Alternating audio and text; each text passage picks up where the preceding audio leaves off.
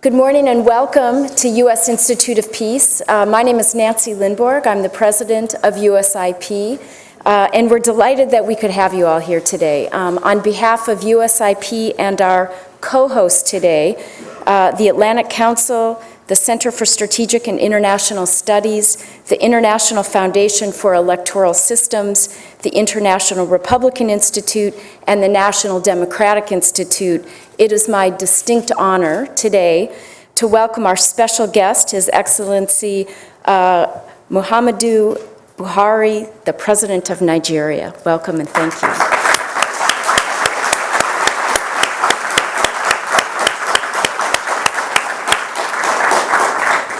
I'd also like to welcome a very distinguished Nigerian delegation, which includes many current and former governors and members of the Nigerian government. We're delighted to have you all here with us today. And I want to give a special thanks to Assistant Secretary of Africa Affairs, Ambassador Linda Thomas Greenfield, as well as Ambassador James Entwistle, both of whom I believe are here, and without whom, where are they? Up there. As well as Ambassador Ade Adefuye, and Nigeria's ambassador to the U.S. And without these three individuals, I'm certain we wouldn't be here today. They've been invaluable partners in putting this day together, so many thanks. And I also want to give a special welcome to Zainab Bangura, the UN Secretary General's Special Representative for sexual violence and conflict, and it's wonderful to have you here with us today. It's wonderful to have all of you here today. We have an overflow crowd. We also have many people following us on a webcast. And for those of you who are on Twitter, please remember to use hashtag BuhariDC to help expand this conversation well beyond the building today. So this is a big day. We are so delighted to have you here, President Buhari. Following this milestone election, it's a wonderful moment for us all to pause together to recognize and celebrate the peaceful transfer of power. This is the first time an opposition candidate has won the presidency in Nigeria through the ballot, not through bullets. So it's a remarkable achievement. And it's a milestone actually for the entire continent as a number of other countries wrestle with this issue of term limits. So we are delighted to have this conversation with you today. President Buhari has made a commitment, including during his 3-day visit here, to establish a stronger and more inclusive government to tackle corruption, address the insurgency of Boko Haram, and in doing so, Nigeria can seize this moment to reclaim its role as a leader on the continent. Nigeria has been a priority for USIP for over a decade. We have had a wonderful partnership with Imam Muhammad Shefa and Pastor James Wuye of the Interfaith Mediation Center, and through that partnership, we've witnessed the commitment of Nigerian leaders, of communities of people to come together to resolve differences and to lay a groundwork for a shared, sustainable peace. We look forward to our continuing efforts. We make a commitment to continue to support that journey forward, and we wish best success to new leadership and to the people of Nigeria as they move forward.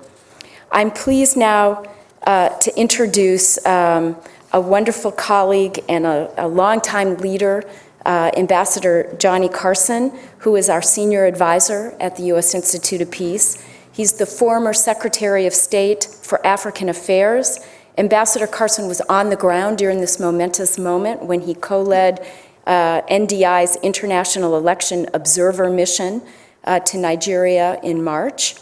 Ambassador Carson was a 3-time ambassador on the continent. He's had a distinguished career in the U.S. government where he was and he continues to be one of the strong voices working to ensure that we all understand and support Nigeria's critical role. Please join me in welcoming Ambassador Carson.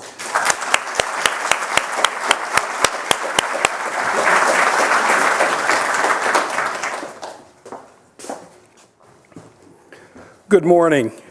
I would like to take this opportunity to add my welcome to all of those who have joined us this morning for this very, very special event. We are absolutely delighted to have His Excellency President Buhari with us this morning. This is clearly one of the largest audiences ever for a speaker here, and this turnout is a testament to the enormous goodwill of the people of Washington, D.C. for you personally, Mr. President, and for your country as well.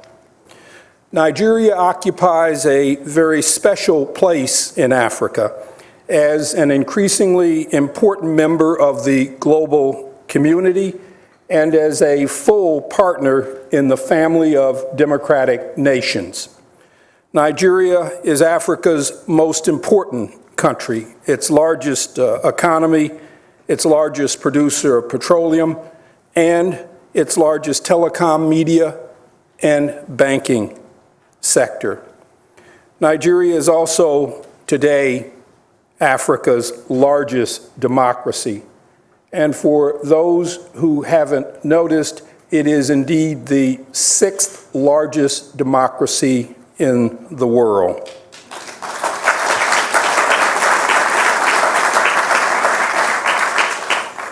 Nigeria's significance as a nation cannot be ignored or denied. President Buhari also occupies a very special place in Nigeria and its still evolving political and democratic history. On March 28, 2015, President Buhari won a very convincing victory over then-President Goodluck Jonathan, marking the first time in Nigeria's history that an opposition candidate had unseated an incumbent head of state. This is also one of the very few times this has happened in Africa. Domestic and international observers all describe the elections as free and fair and a genuine expression of the will of the Nigerian people. President Goodluck Jonathan stepped down graciously and without any violence. The election was a victory for the people of Nigeria, for democracy in Nigeria, and also a continued positive trajectory for democracy in sub-Saharan Africa.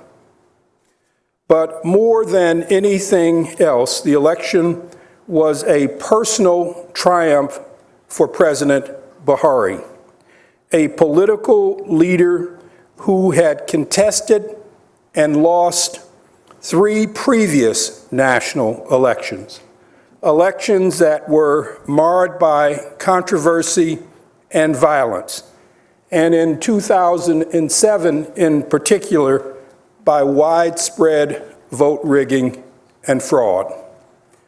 Despite these injustices and controversies, President Buhari never gave up on democracy, and he never gave up on the electoral process.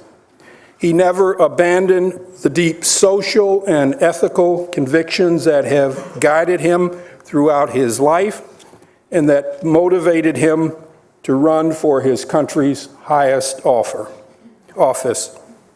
President Buhari has devoted most of his adult life to the service of his country as a career military officer, a senior cabinet minister, and briefly, nearly 30 years ago, as his country's military head of state. He has been described frequently by those who know him as a very modest man, a very humble man, but a very strong, courageous, and firm leader, a man of enormous integrity and honesty, and a man committed to good governance and to improving the lives of his fellow citizens. As he begins his tenure, President Buhari will need to draw on all of his leadership and management skills. Nigeria faces multiple challenges: security problems in the northeast with Boko Haram, financial and budget challenges caused by declining oil prices, pervasive corruption in the oil sector, and serious power shortages. During his campaign for the presidency and in his post-inaugural speeches, President Buhari has signaled very clearly that he is ready to take on the tough and demanding task of governance, that he is aware of his country's problems, and that he will not be deterred or intimidated by the challenges that he faces.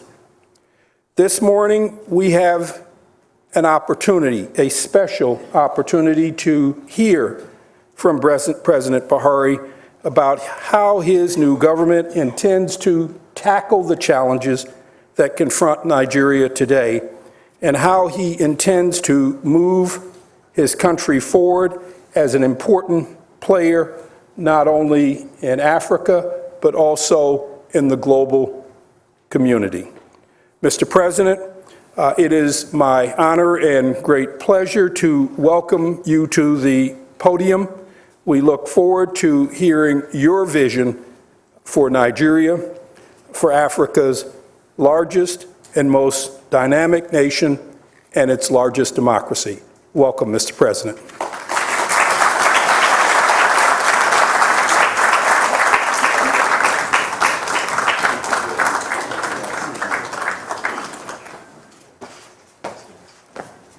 Please sit down, ladies and gentlemen.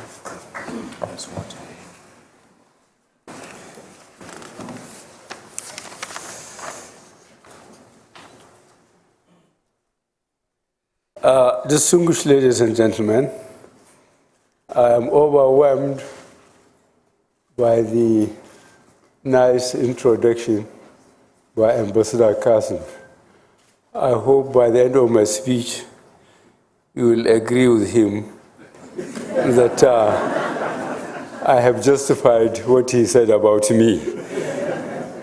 I'm delighted to be here this morning, and I wish to thank the United States Institute for Peace, the Center for Strategic and International Studies, the Atlantic Council, the National Democratic Institute, the International Republican Institute, and the International Foundation of Electoral Systems for providing me this platform to share with this distinguished audience of eminent personalities my hopes and thoughts about my country, Nigeria.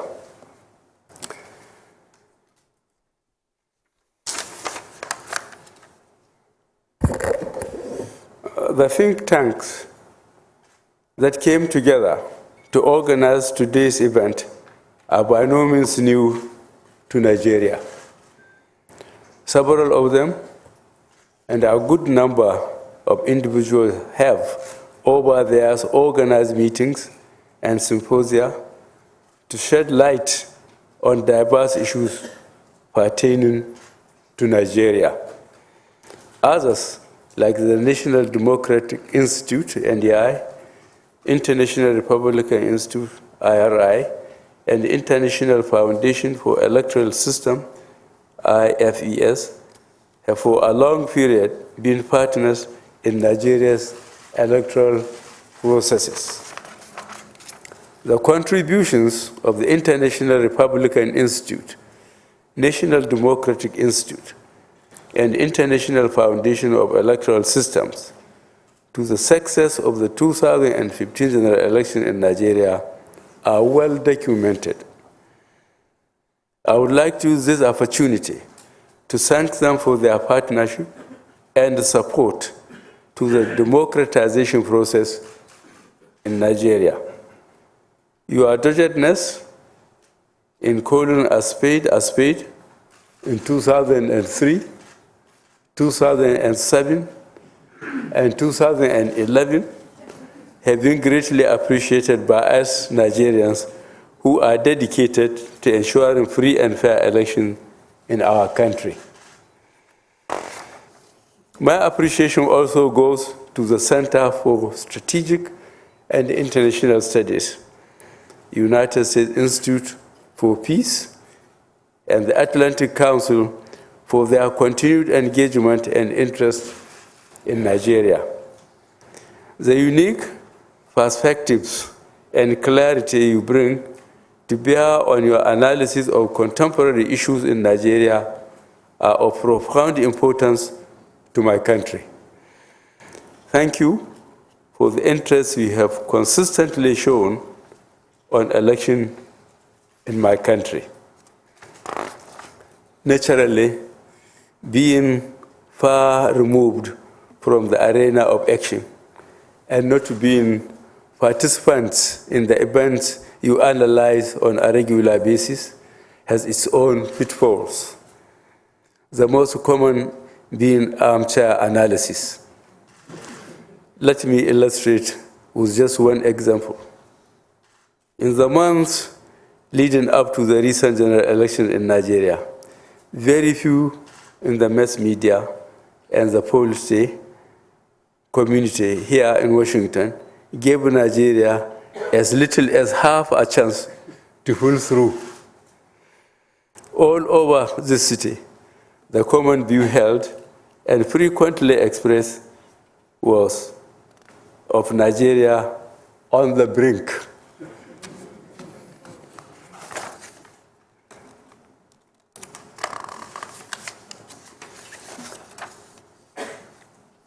As far as the critics and doomsday merchants were concerned, Nigeria's end was the 2015 general elections.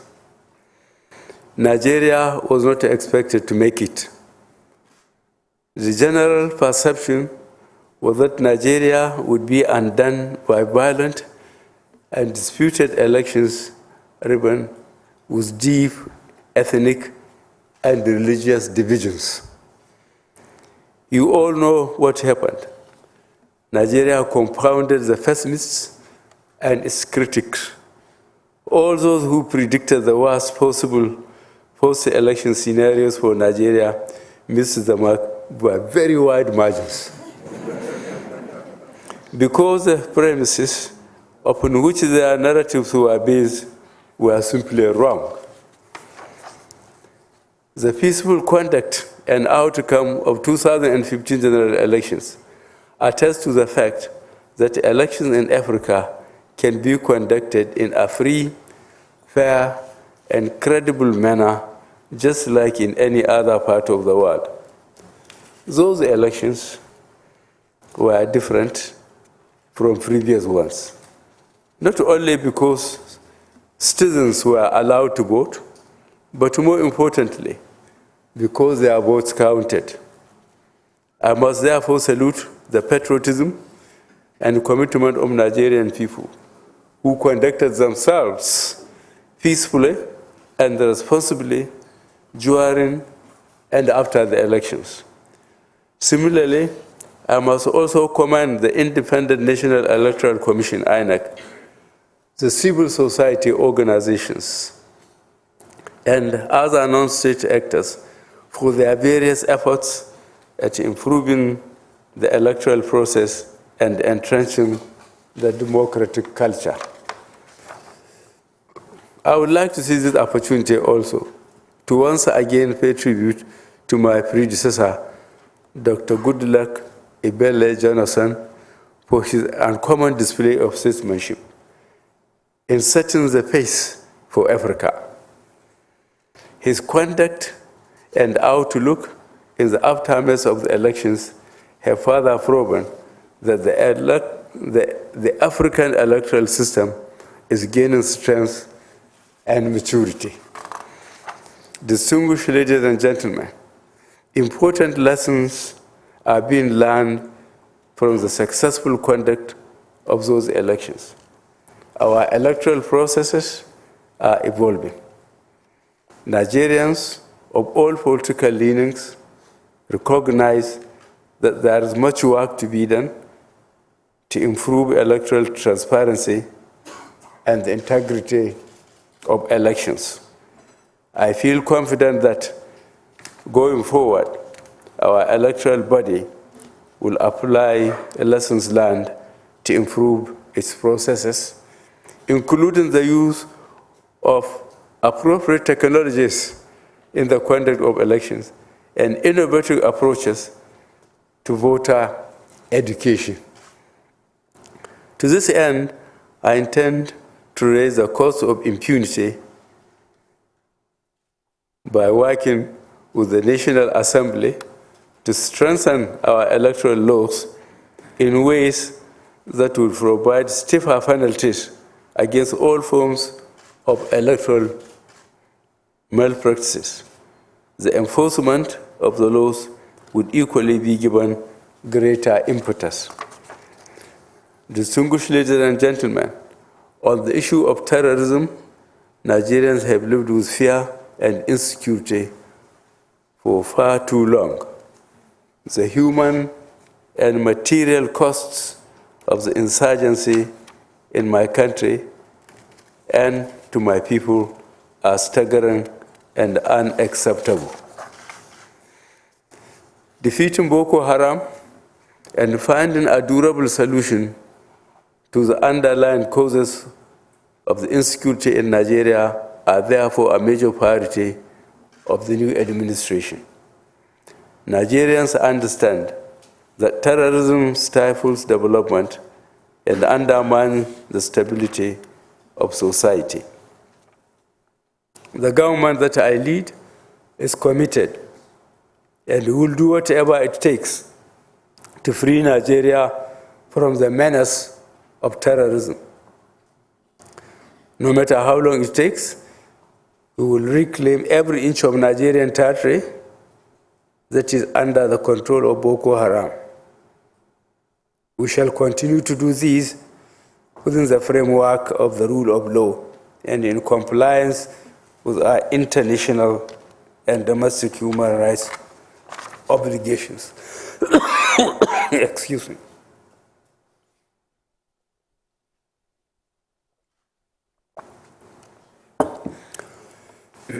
Let me emphasize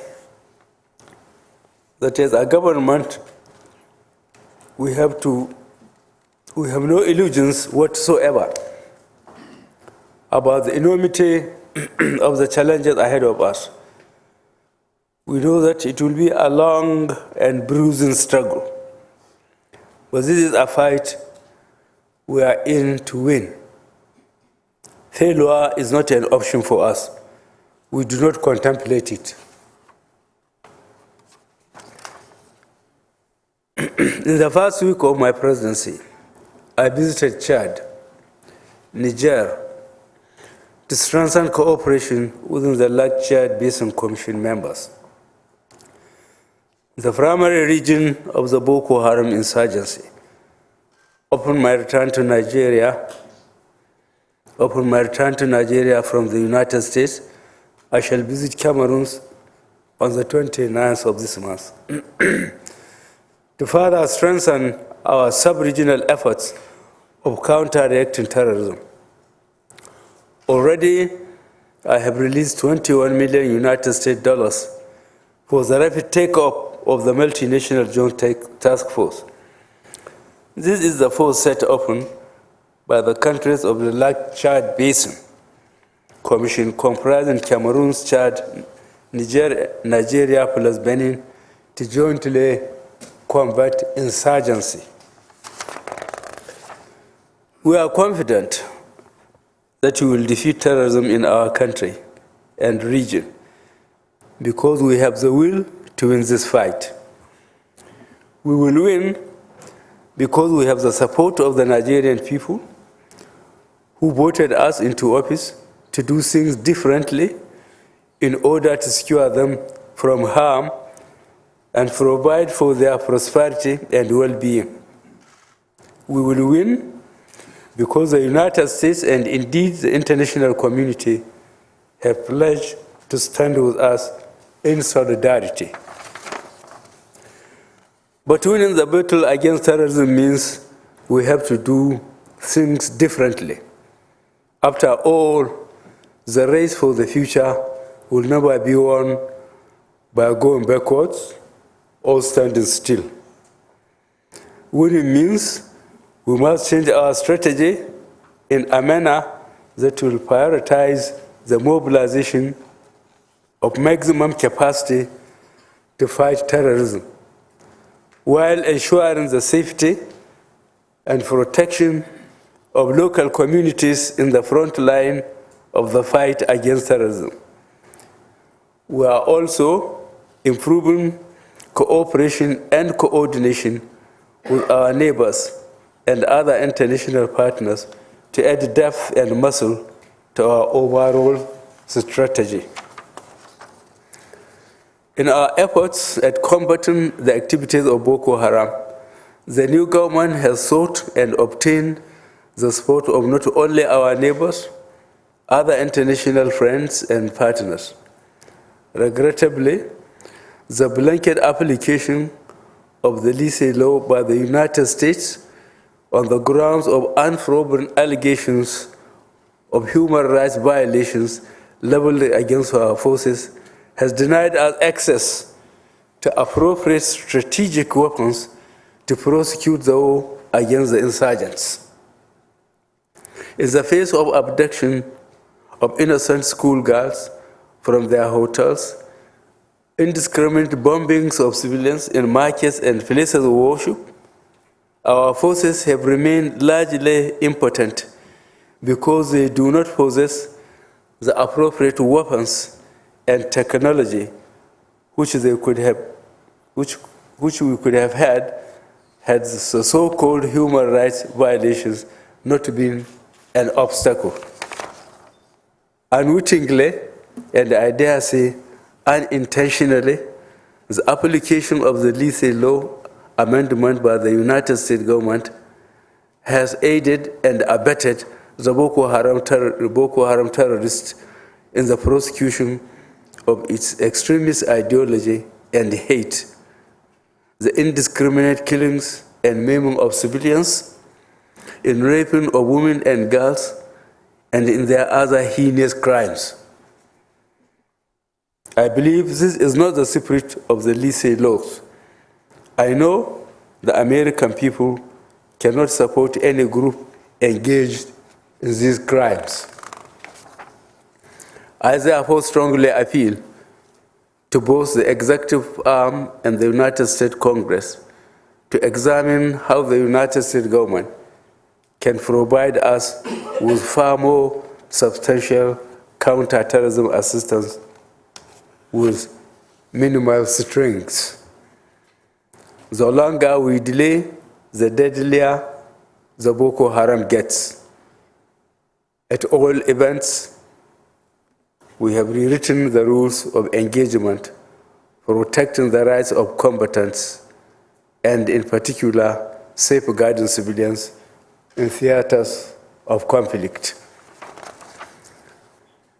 As we ramp up our efforts to defeat Boko Haram, we know that winning this battle sustainability will require that we expand economic opportunities and create jobs for our teeming young population. We must also improve the quality of governance, ensure that governments at all levels are responsive, inclusive, transparent, and accountable, and that public institutions deliver services in a timely and efficient manner. We must win and sustain the trust of the people we govern. Ladies and gentlemen, the fight against corruption is a full-time job that the federal government will carry with sustained resolve.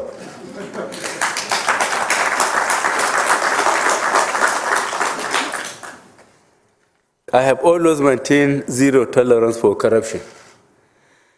I am even more committed to fighting this number one enemy decisively because I am convinced, beyond any shadow of a doubt, that the much needed impetus for our country's survival is held back by corruption. I will not allow this to continue.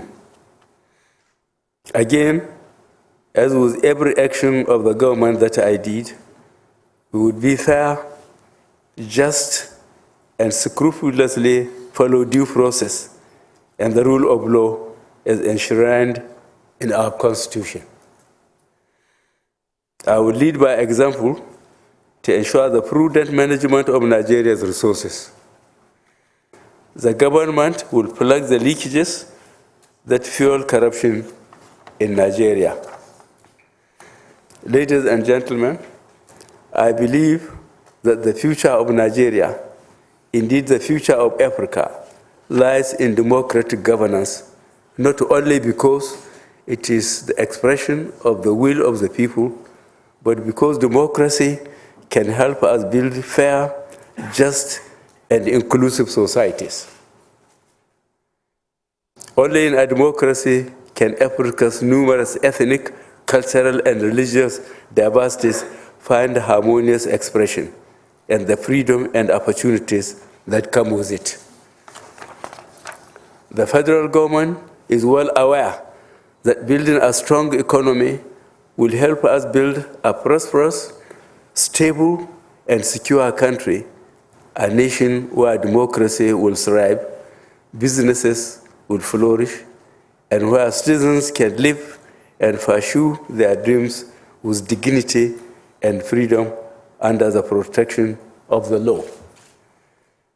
I believe the United States can help the democratization process gain roots by investing in the expansion of our educational, health, and economic opportunities for the millions of our youth.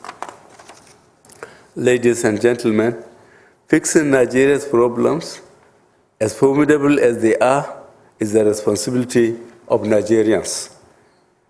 The international community can only assist, but the hard work belongs to Nigerians and their government. I will, as president, lead from the front, but all Nigerians, including the opposition parties, civil society, business and religious leaders, public servants, labor unions, the youth and professional associations, all have important roles to play to get our country back on a sound economic footing. The political opposition must see itself as an integral part in ensuring development and good governance for the citizenry. Governance in a democracy is always a shared responsibility, a fact underscored by the current power configuration in Nigeria, in which the opposition parties not only has a strong representation in the National Assembly, but also control 14 out of the 36 states in our federal arrangement. In the United States, the Republicans are in fact in control of both houses of Congress. Ladies and gentlemen, let me end by restating here that despite our current challenges, Nigeria's commitment to good governance, anti-corruption, democracy, and security of lives and property remains firm. Similarly, I must reaffirm that despite the current challenges that we face domestically, we are ready and willing to face our duties to international peace, stability, security, and development as we have done in the past. We shall not shirk our international responsibilities and obligations. We shall do what is expected of us. Once again, I am honored for this opportunity and delighted to share my thoughts with this very distinguished audience. Thank you very much.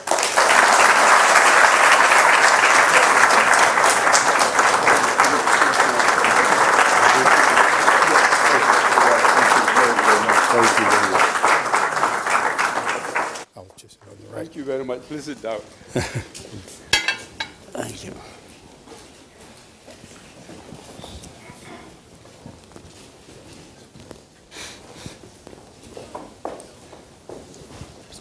Great, thank you. Mr. President, thank you very, very much for a very stimulating and informative address. Just for the sake of the audience, the President has agreed to take a few questions.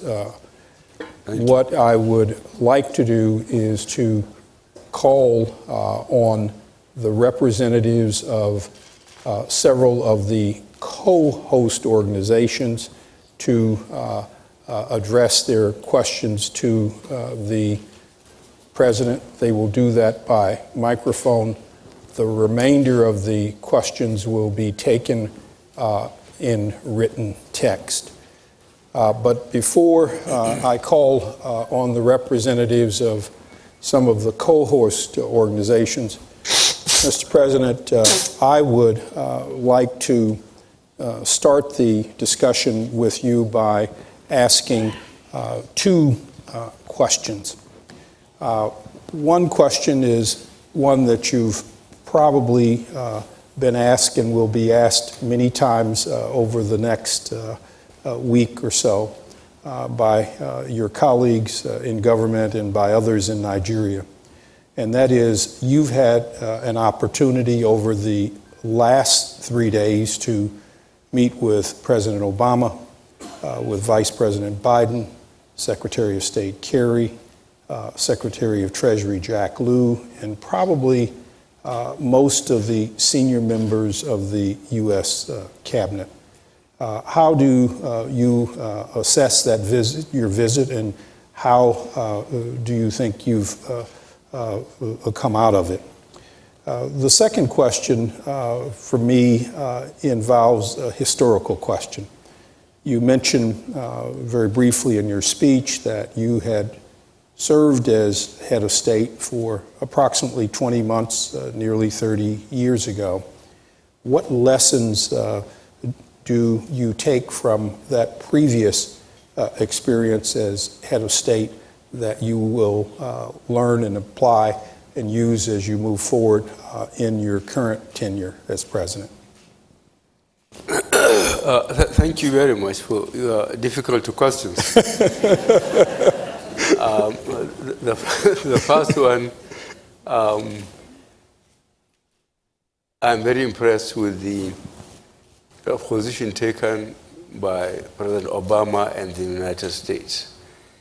I think this became very clear to us in Nigeria from the time Secretary of State Kerry went to Nigeria, saw the former president, saw the chairman of the Electoral Commission, Professor Jiga, and saw the opposition.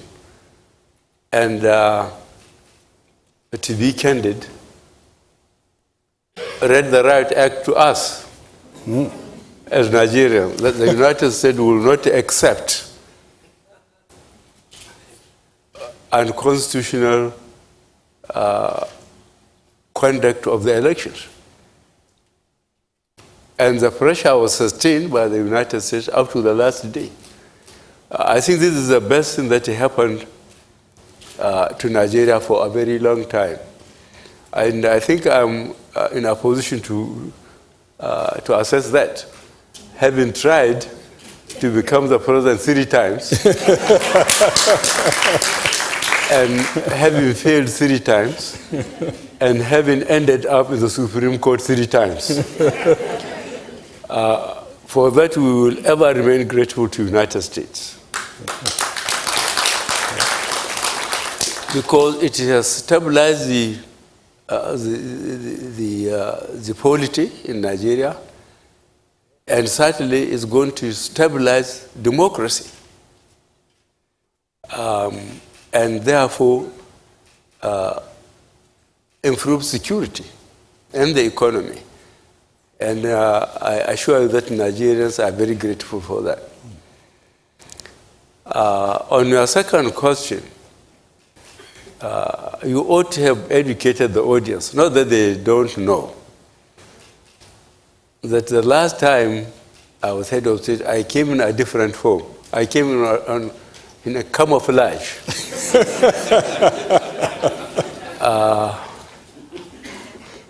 Although I ended up in detention for more than the time I was in government. But that's part of the experience, I think, that I enjoy. So I don't think I can compare the experiences of my first being head of state or being military president and now being an elected president. It's very difficult to compare, but perhaps I will compliment your question by saying that you have asked what kept me trying on and on. Mainly, I think, is what happened in 1991 when I went home after serving my detention.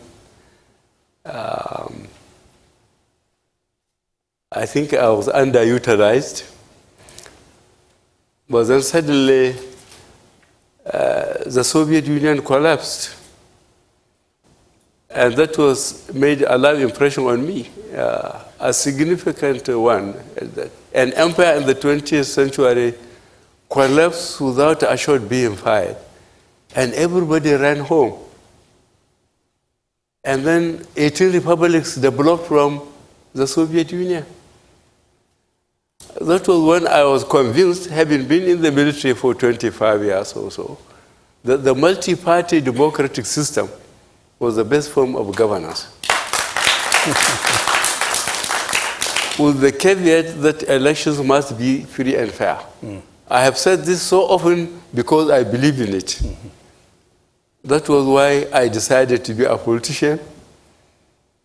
And I registered as one in April 2002. And by the following year, that party, although it had governors, it had senators, gave me the ticket. Of course, you know I lost. And I spent 30 months in court. And I guess the significance of that is exposing our institutions. After 27 months from lower court to Supreme Court, we went and made presentation in Supreme Court for 2 3/4 hours. The following day, the panel of Supreme Court went on a 3-month holiday. When they came back, it took them 45 minutes to dismiss our case. In 2007, I tried again. And thank goodness the international observer teams, they mentioned it, that the 2007 election was conducted in a most dishonorable way. I think I spent 20 months. Again, the Supreme Court said, oh, well, the court was divided into 2. There were a panel of 6 justices of the Supreme Court, presided over by the Chief Justice, who formed the number 7. 3 justices said the election was not conducted according to law. Therefore, they have annulled it. 3 justices said, well, there were some flaws, but all the same, PDP has won. The Chief Justice cast his vote with those that said PDP won. So I lost 3-4, as if it were rehearsed. In 2011, again I attempted and I lost. And I spent, I think, 8 or 9 months in court. So here I am after the 4th attempt.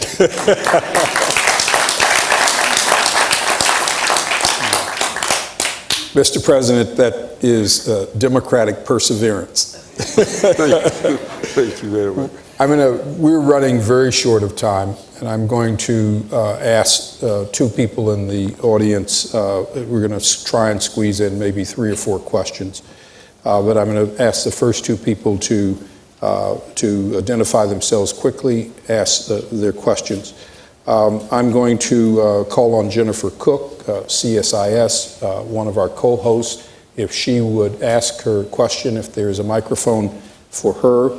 I would also like to have Chris Famunyo, National Democratic Institute, give the second question. We're going to try and squeeze in very quickly.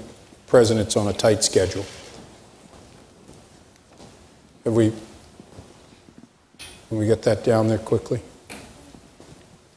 And somebody could tee up the microphone for Chris Famunyo if he's here. Is Chris? Okay, got it. Okay. Sorry. Thank you so much, Mr. President, and welcome to Washington, and thank you to USIP for hosting. The expectations on you are extremely high to deliver very quickly. And as you pointed out in your really excellent inaugural address, the federal government is really one of many governments in Nigeria. And in so many cases, kind of where the citizens' first contact with the government is with a local government or with their state government. So expectations on you are so high, but you do not control all the players. You mentioned in your inaugural address that you called for accountability for good governance at all levels of government. But how can you help to make that happen, and what role might external partners play in that as well? Thank you. Well, I think mercifully the Constitution of the Federal Republic of Nigeria has tried as much as possible, I think, to clearly define the responsibilities of the 3 tiers of government. And also the revenue allocation formula has also tried to do as much justice as possible, so that the federal government do not take the lion's share of the revenue, disproportionate the constitutional responsibilities for the 3 tiers of government.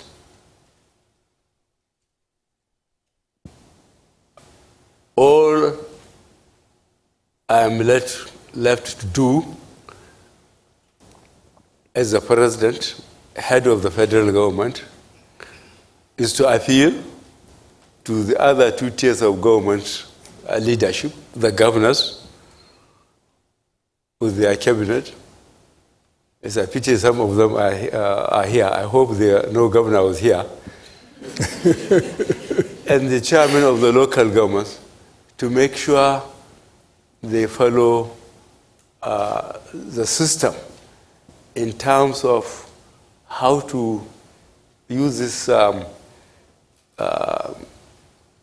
revenue that gets to them according to the constitutional allocations in terms of sustaining development and offering social services. So that was why I said I realized my limitations. That was why I included what you quote in my address. There is a limit to what I can do. All I did, I think, is a subtle blackmail that I will look at the accounts. That's all I could do. Thank you very much. Chris. Your Excellency, congratulations on your elections and welcome to Washington. I want to really thank you and the Nigerian people for giving NDI, IFS, IRI, and several other organizations the opportunity to stand by you as you work to strengthen your democratic institutions and practices. So looking at the 2015 elections, two constituencies that really worked extremely hard in Nigeria for those elections to be credible, and that also worked for you because they believed in you, are the Nigerian women and the Nigerian youth. So my question is, what concrete plans do you have to make sure that the Nigerian women and the Nigerian youth can see that their investment in the democratic process of your country is worthwhile, and that they get some dividends from your program and the program of your administration?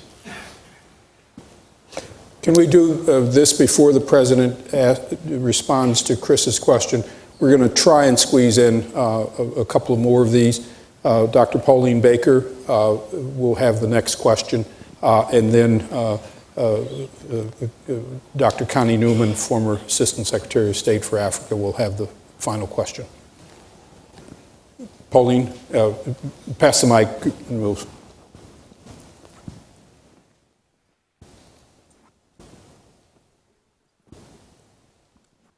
Thank you very much. Can I answer this question first? Sure. Yes. The first Yes, sir. question. Yeah. I'm not too confident about my memory, so I have to take it. I have to take it one by one. Thank you very much for your question, but I observe that you are reporting me to my constituency. Certainly the youth, and I mentioned in several places, came out very strongly to support me, as well as women. But remember again what I said? I say I belong to everybody and I belong to nobody. I will work for the constituencies and try to get a clear priorities which we have identified as a party. If you had the opportunity to have a look at our manifesto, we identified 3 fundamental problems in Nigeria: security, lack of economy and employment, and corruption. I think if we pursue this, as we intend to do, all constituencies on reflection will eventually congratulate us. Thank you very much. Last two questions, and briefly, Dr. Pauline Baker. Mr. President, welcome. And I've been a student of Nigeria for many years. And first of all, I want to tell you that I have never seen such a hopeful attitude toward Nigeria and the United States as since your election. So I think we all here want you to succeed. My question relates to another area of Nigeria that hasn't gotten much attention during this trip, and that is the Niger Delta. It's a challenge that you're going to face. I wonder if you would tell us how you intend to approach it with particular reference to the amnesty, bunkering, and inclusive development. Thank you. Inclusive government. Inclusive government, how you include, women, youth. I see. Yes. I hope you have a copy of the election results. Naturally, constituencies, for example, that year gave me 97%, cannot, in all honesty, be treated on some issues with constituencies that gave me 5%. I think this is a political reality. While certainly there will be justice for everybody, everybody will get his constitutional right. But where the party in constituencies that by their either sheer hard work, they made sure that they got their people to vote and to ensure their vote count. They must feel that the government has appreciated the effort they put in putting the government in place. I think that's really fair and deliberate. By the Constitution, no state can be excluded from government. So there is no way, even if I want to show gratitude to those constituencies that heavily voted for me, against those that didn't even vote for me, they have the protection of the government. And I have made an undertaking in that. That I belong to everybody, I belong to nobody. If I come clearly and show and marginalize a certain group because they didn't vote for me, then I have already contradicted myself. And I'm sure people will be too quick to pick that against me. Thank you, Mr. President. Dr. Connie Newman, representative of IRI.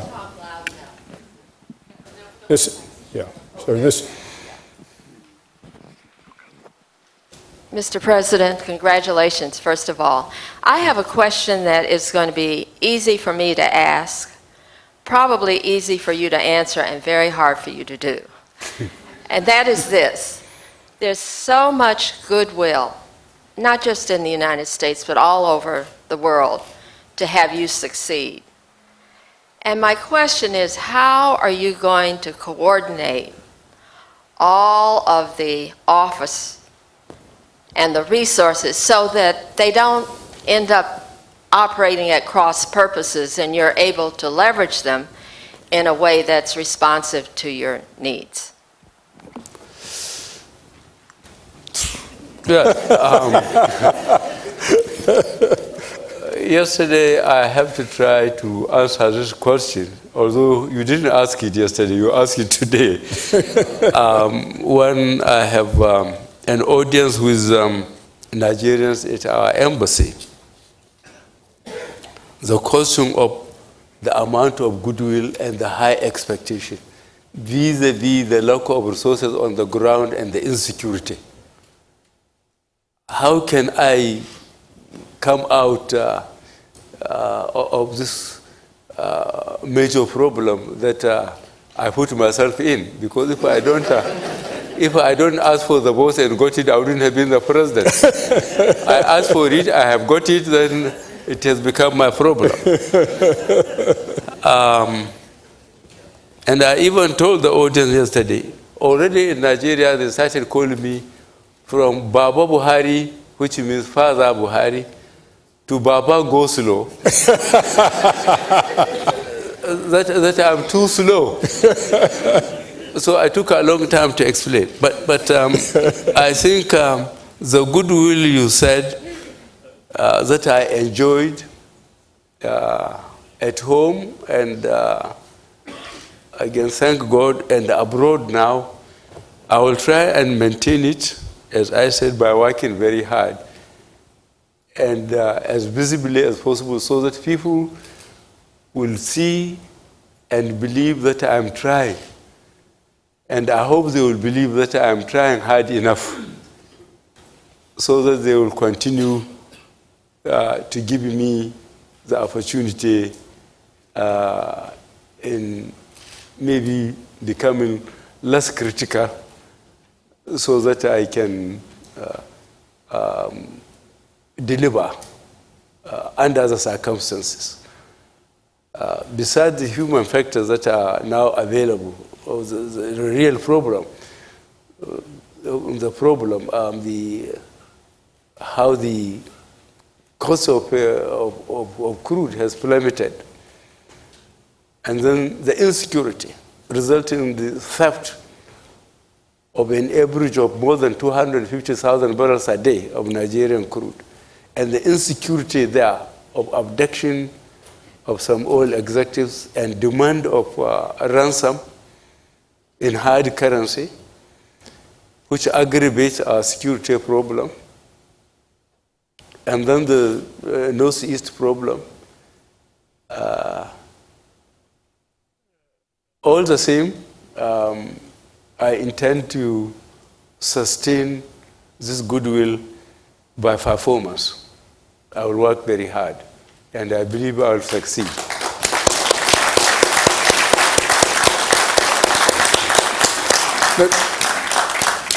Mr. President, thank you for a very, very informative and stimulating conversation. And as you can tell from this audience, we all wish you enormous goodwill and good luck as you pursue your responsibilities over the next 4 years. We have characterized you as a man of great honesty, integrity, and commitment to good governance.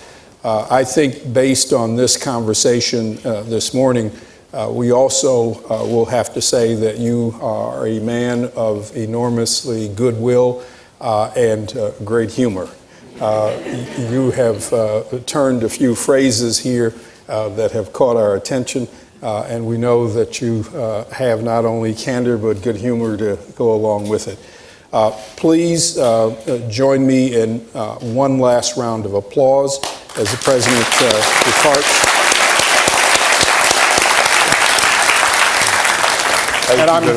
And I'm going to ask the audience to remain in place until the President and his immediate party leave. So please let the President and his delegation move out before anyone else moves. And again, thank you all very much for coming. And Mr. President, we look forward here at USIP to having you back again to have a continuation of this conversation. Thank you very much. Thank you. Thank you. And bye-bye. Ladies and gentlemen, please remain in your seats until the official party departs.